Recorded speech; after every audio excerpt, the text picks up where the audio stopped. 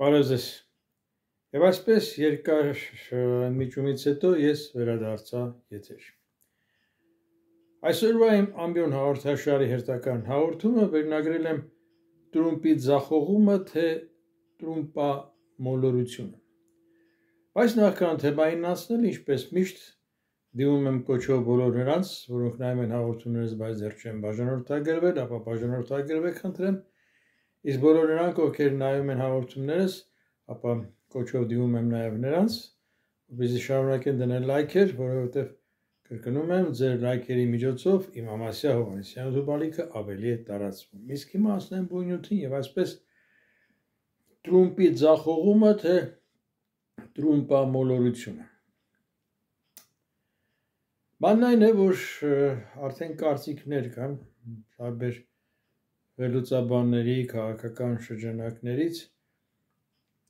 որ Տրումպի քաղաքականությունը, գրեթե մի տարվա, ձախողված է։ Ձախողված է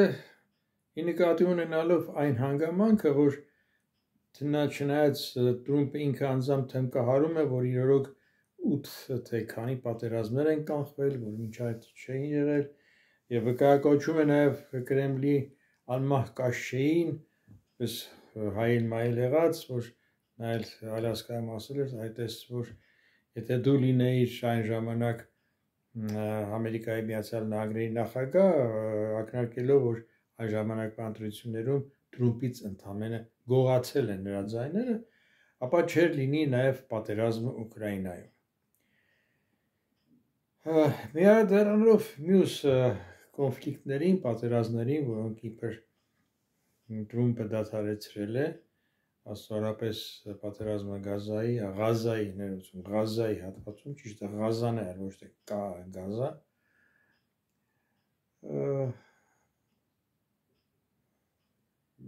Իսրայել-Իրան պատերազմի դադարեցումը, չգիտեմ եւ այլն, դրանք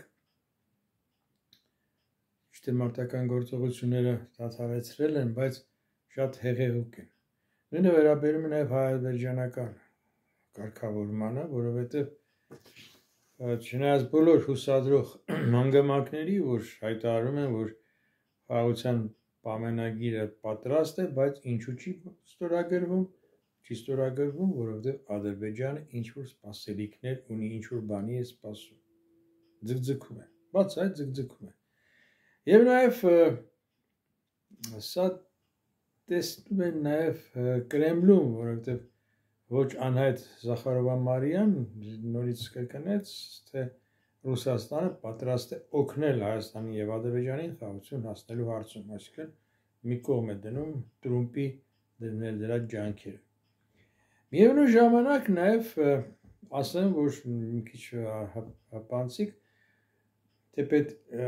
կա ինֆորմացիայի տեղեկության, ոչ տեղեկատվության, այլ տեղեկության եւ ոսկի օրենք։ Տեղեկությունը համարվում է հավաստի, եթե այն բխում է 3 տարբեր աղբյուրներից, իրարից անկախ աղբյուրներից։ Բայց դրա համար ես մի քիչ կասկածանքով եմ նայում, բայց այնուամենայնիվ տեղեկություն սպրդեց մեր հայկական լրատվական կայքերից մեկում էլեկտրոնային, ըստ որի իբր Եվրամիությունը եւ էլի մի հատ Իրանը Ադրբեջանի հետ քննարկում են Տրումպի ճանապարհի վերաբերյալ հարցեր։ Տրիպ են ասում, չէ՞։ Զավեշտային է, որ այդ ճանապարհը անցնում է Հայաստանում, բայց բանակցում են իբր Ադրբեջանի հետ։ Հիմա ինչքանով այդ ինֆորմացիան տեղեկությունը հավաստի, չեմ կարող վստահել, որովհետև կրկնում եմ, ես դա կարդացել եմ ընդամենը մի աղբյուրում, այն էլ հայկական։ Ինչևէ, սա ինչու եմ ես ասեցի անդրադարձա, որովհետև Տրումպի վրա հույս դնել չի կարելի։ Ճիշտ այնպես, որովհետև այդ են վկայում նաև Ուկրաինայում տեղի ունեցող իրադարձությունները։ այսպես Միացյալ Նահանգների ջանքերը իբր Ուկրաինայի պատերազմը, Ուկրաինայում ընթացող Ռուսաստանի սանձազերծած պատերազմը դադարեցնելու ուղղությամբ անարդյունք են։ Ոչ միայն անարդյունք են, այլև ցավալի է նշել, այլ նաև զավեշտական երանգներ են ընթանում։ Խոսքը մասնավորապես վերջին շաբաթների ընթացքում հայտնված այն փաստաթուղթն է, որը որ ներկայացվեց Վաշինգտոնից, 28 թե 22 կետերից բաղկացած, որոնք միտված են կետեր, որոնք այսպես ժամանակացույցեր, թե ինչ-որ նման մի բան Ուկրաինայի պատերազմը դադարեցնելու վերաբերյալ։ Եվ ինչ է կարծում այնց առաջի փաստաթուղթը, առաջին դեռևս հետո իհարկե կողմերը նրա մշակեցին, ինչ-որ կետեր հանեցին, խոսքը մասնավորապես կետերից հանված կետերից էր, այ որ այդ կարգավորման առաջին տարբերակում գրած է, որ Ուկրաինան պետք է հրաժարվի ՆԱՏՕ-ի անդամ դառնալուց, հրաժարվի մի քանի տարածքներից,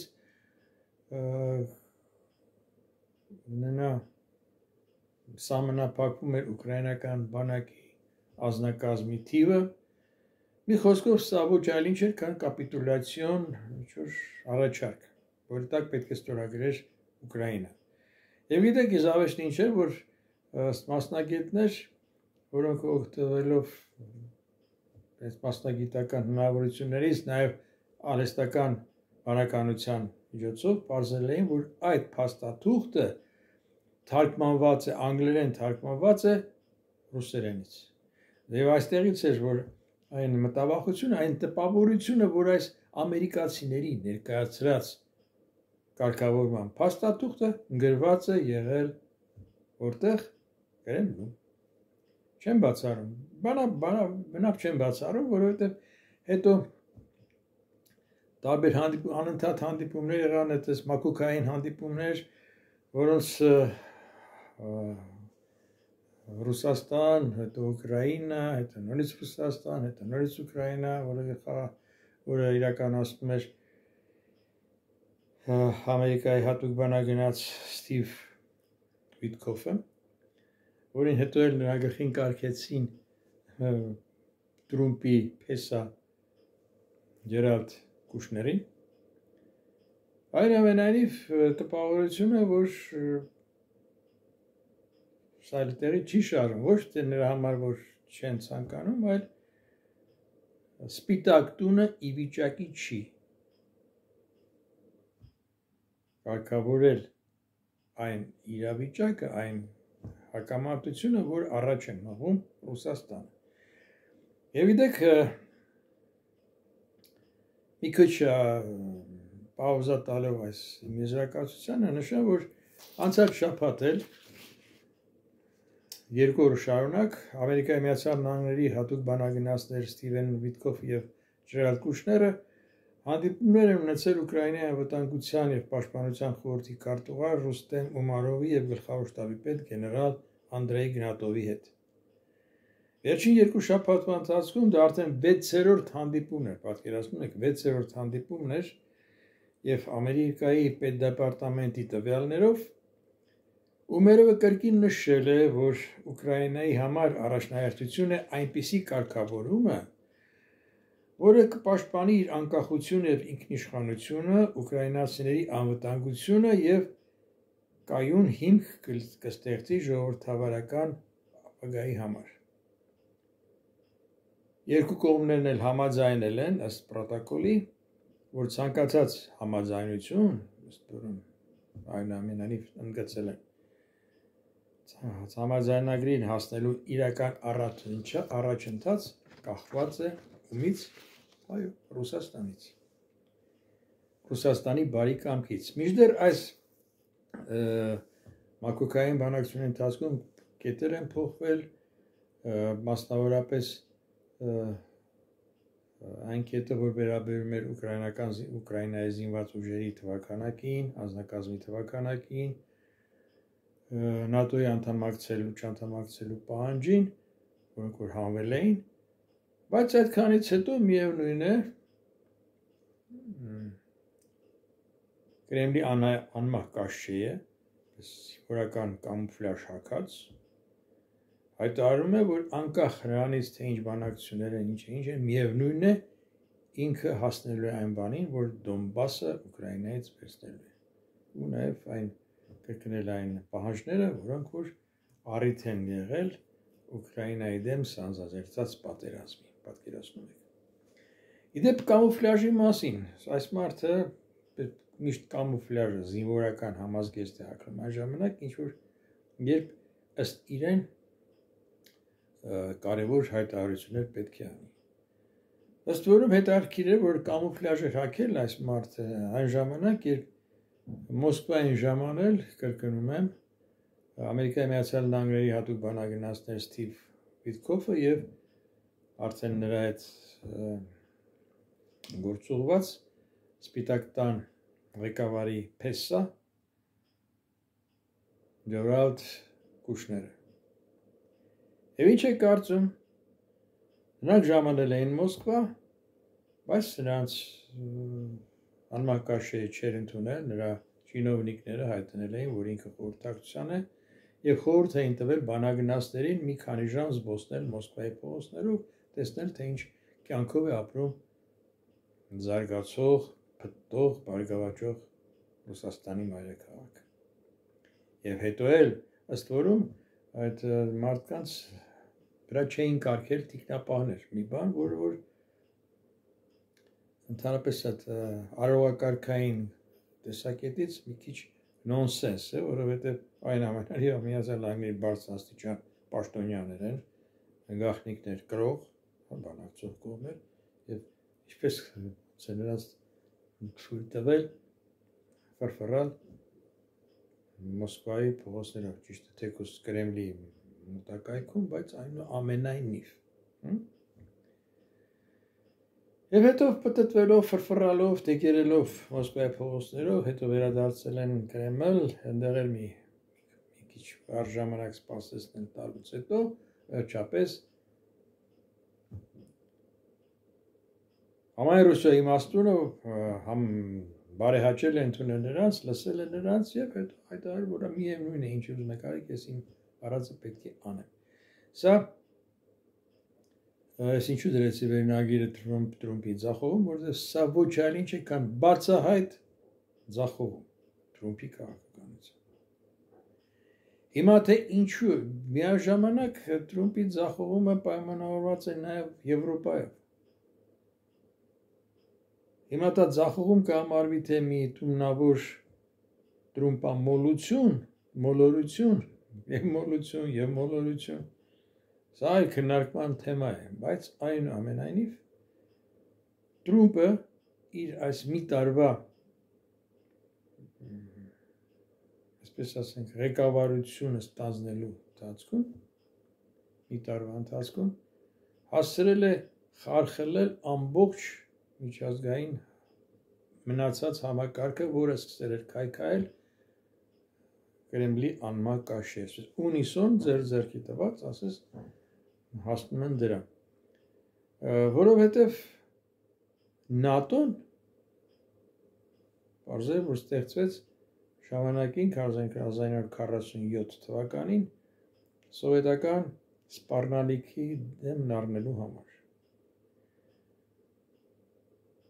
Եվ այդ ալյանսի ստեղծման նախաձեռնողը ոչ այլ ոք էր, քան Ամերիկայի Միացյալ Նահանգները։ Եվ հիմա, ինչ եք կարծում, միտումնավոր, թե պատահաբար, ես հակված չեմ, որ սա պատահաբար էր, միտումնավոր, նույն Ռուսաստանի արտաքին գործերի նախարարության հատուկ ներկայացուցիչ, նույն հատուկ ներկայացուցիչ Մարիա Զախարովան հույս է հայտնում, որ ուշադրություն դարձրեք նրա այսպես դարձվածքին։ Նա հույս է հայտնում, որ Ամերիկայի Միացյալ Նահանգները եւ ՆԱՏՕ-ն գործնական կառուցողական քայլեր կձեռնարկեն Ուկրաինայի պես թնջուկը լուծելու համար։ Ամերիկայի Միացյալ Նահանգները եւ ՆԱՏՕ-ն, այսինքն տարանջատել է։ Ասել ՆԱՏՕ-ն մի բան է, Միացյալ Նահանգները այլ բան։ Եվ նույն կերպ է մտածում ըստ երևույթին հաստատ նաև Սպիտակ տան դեղնակաքուլը։ Մասնավորապես, որը ստանձնել է դարձել է, ասենք, սպեկուլյանտ, ռուսերեն վարկա, ֆարցովշիկ, ապրանք առնող, վաճառող, սովետի ժամանակ մի բան, ֆարցովշիկներ, արտասահմանյան տուրիստներից ջինսեր, մինսեր հատուկ, շորերեն, մորերեն էին առնում, հետո որ վերավաճառեն, այնպիսի շորերեն, մորերեն, որոնք որ չկար սովետական խանութների վաճառասեղանների։ Կամ եթե չէ այդպիսի շորեր վաճառվում էին հատուկ խանութներում, որը կոչվում են բերյոսկաներ, որոնց մուտքը արգելված էր մահկանացուների, սովետական հասարակ մահկանացուների համար, եւ այդ խանութներից կարող էին օգտվել միայն այն սովետական քաղաքացիները, որոնց բախտ էր վիճակվել արտասահմանում աշխատելու եւ աշխատավարձ ստանել ոչ թե այսպես այն ժամանակ ասում էին փայտե ռուբլիներով, որոնք օգտագործում էինք մենք բոլորս, այլ ինվալյուտային ռուբլիներով, որը տարբեր էր։ Ինվալյուտային ռուբլը դիմաց տալիս էին հատուկ չեկեր, եւ այդ չեկերով, որ իբր մի ռուբլիանոց չեկը հավասար էր սովորական մի ռուբլիանոցին ամենևին։ Այդ մի ռուբլիանոց չեկը վաճառվում էր 2 ռուբլով դերքի վրա, որ նրանք էլ հետո գնային այդ խանութից ապրանք առնելու։ Ես դա լավ գիտեմ, որովհետև ես այն հազվագյուտ սովետի մասշտաբներով մասնագետներից էի, ու բախտ էր վիճակվել 80-ական թվականներին աշխատել արտասահմանում եւ ունեի չեկեր, իմ աշխատավարձ չեկերով։ Եվ ես էլ եմ օգտվել այդ բերյոսկա խանութներից։ Մի խոսքով, Հայաստանում բերյոսկա, Ռուսաստանում դա այդ խանութները կոչվում են բերյոսկա, իսկ Հայաստանում կոչվում են աղավնի։ Մի խանութը Քոչարի վրա էր, Ռաշա Քոչար փողոցի վրա, հետո մի հատ էլ բացեցին Հարավ-Արևմտյան թաղամասում, երկրորդ խանութ։ Չէ, ես մեզ շեղվեցի, այնուամենայնիվ վերադառնալով Միացյալ Նահանգների և ՆԱՏՕ-ի հարաբերություններին, այսօր ստացվում է, որ Եվրոպայի ՆԱՏՕ-ի անդամ երկրները հասկացել են, որ այլևս չպետք է հույս դնեն Ամերիկայի Միացյալ Նահանգների վրա, մի բան, որ ինքը Ամերիկայի Միացյալ Նահանգների ներկայիս ղեկավարն է հայտարարել, որ տխների ճարը տեսեք։ Ու նաև ինչու ֆարցով կայշեցի, որովհետև Սպիտակ տան դեղնակաքուլը իրեն պահում է իսկական ֆարցովշիկի պես, ասում է ձեզ զենք եմ արտադրում, դուք էլ այդ զենքը գնեք ու ուզում եք տվեք։ Զենքի առևտուր։ Այսինքն Միացյալ Նահանգները ձեռքերը լվացել է Եվրոպայի խնդիրներից, նաև Ուկրաինային էլ բառից բուն իմաստով հանձնել է Ռուսաստանի կամահաճույքին։ Մնացած ամեն ինչ այդ տարբեր մաքուքային դեգերումները, Վիտկով, Կուշներ եւ այլ նրանք խաղեր են։ Եվ գիտեք,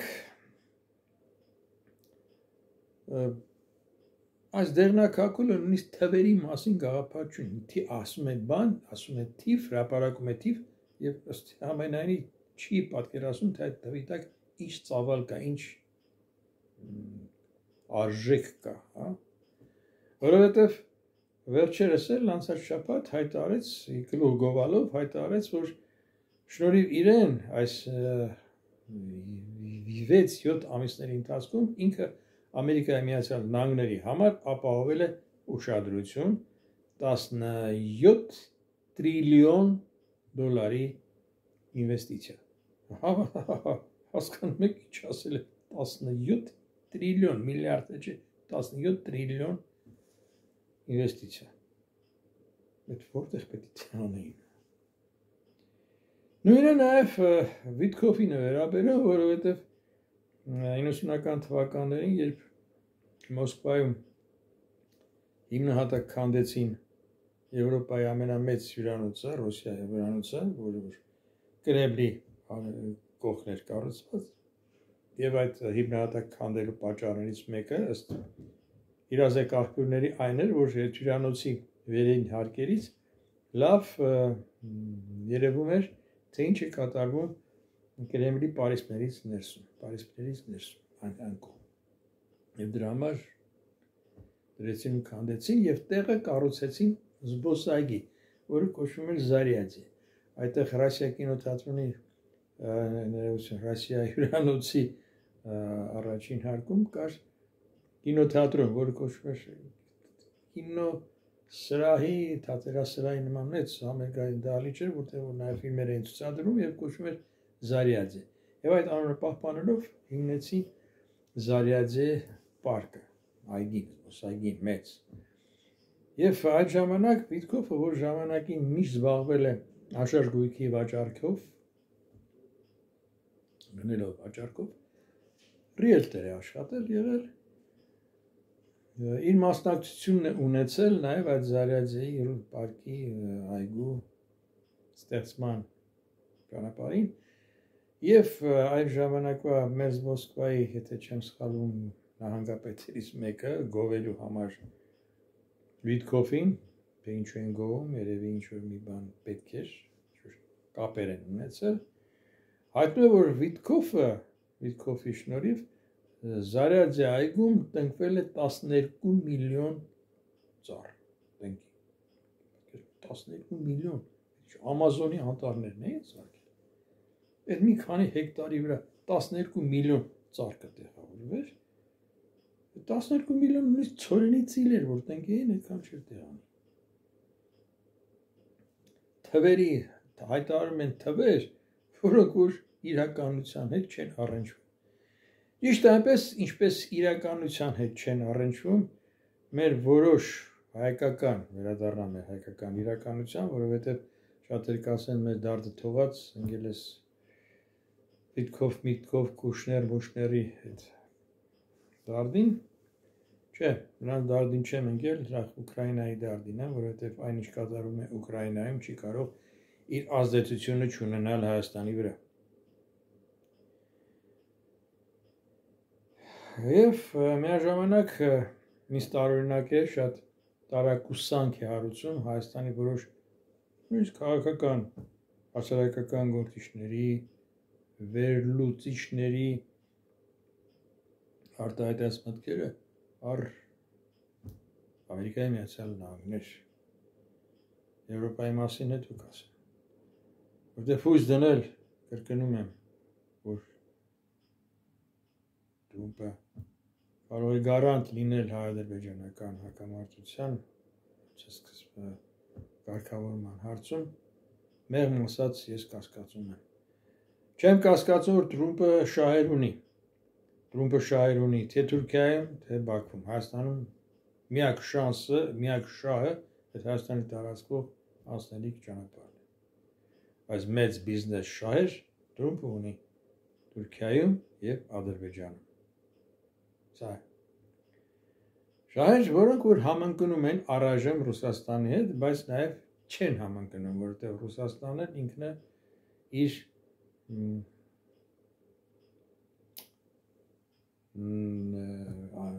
ինչպես ասել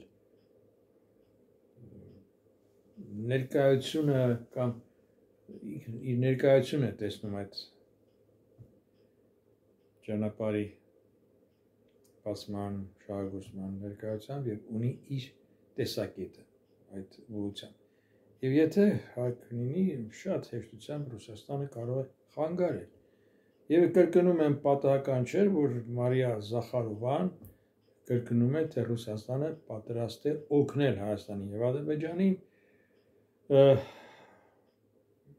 այդ երկու երկրների միջև հակասություններ կարգավորելու ուղղությամբ։ Միևնույն ժամանակ զոնդաժ է արվում եւ ելի մեր որոշ հայ քաղաքական վերլուծիչներ պես խորթի հրճվանքով մեջ բերեցին Վենեդիկտովի ժամանակին Մայակ ռադիոկայանի տնօրեն, միշտ այսպես կրեմլամետ այլախոհի կերպարով Վենեդիկտովի, որը որ եկել էր Երևան եւ Սպուտնիկ ռադիոկայանով հարցազրույց տալով հայտնել էր, թե Ղարաբաղի հարցը Ռուսաստանի համար ավարտված չի։ Դու գրողը տանի։ Մի խառնեք, էլի եք ուզում խառնել։ Եվ ստեղ էլ ոգևորվել են, հա, տեսեք, հիմա Ռուսաստանը հեսա Ղարաբաղը։ Իա, ճիշտ։ Այդ էլի փորձանք են նախապատրաստում։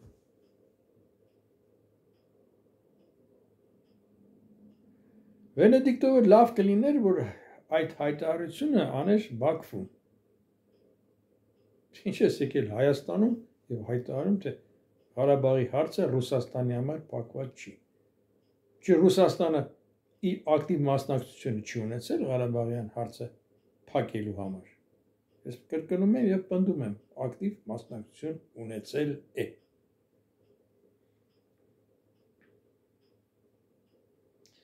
Այս է, գիտեք, այս ամբողջ իրավիճակի զավեշտն ու ողբերգությունը։ Դրա համար ես վերնագրել էի այսօրվա հաղորդումս Տրումպի ձախողումը, թե տրումպամոլությունը։ Այսօր այսքանը, բայց նախքան ցտեսություն ասելը, մեկ անգամ եւս կոչով դիմում եմ բոլոր նրանց, ովքեր նայում են հաղորդումներս, բայց դեռ չեն բաժանորդագրվել, ապա բաժանորդագրվեք, խնդրեմ, դրեք լայքեր, որովհետև ձեր լայքերով իմ Ամասյա Հովհաննիսյան YouTube ալիքը ավելի տարածվում։ Այսօր այսքանը, ցտեսություն, կհանդիպենք, խաղաղություն աշխարհին, խաղաղություն մեզ։